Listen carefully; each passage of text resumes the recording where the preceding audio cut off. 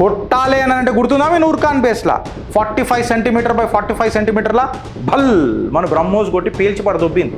America నెత్తి గోక్కున్నది.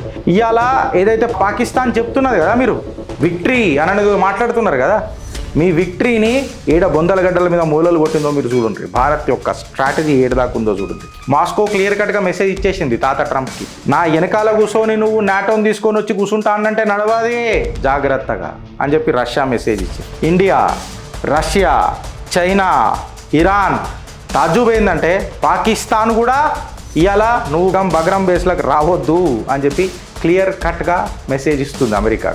ప్రతి పాకిస్తానీయోడు ignored అయి ఉన్నాడు. మా దేశ పాస్పోర్ట్ ఎట్లున్నదని చెప్పి బతుకుతున్నారు, టెన్షన్లలో బతుకుతున్నారు. Operation Sindoor 2.0 is not coming.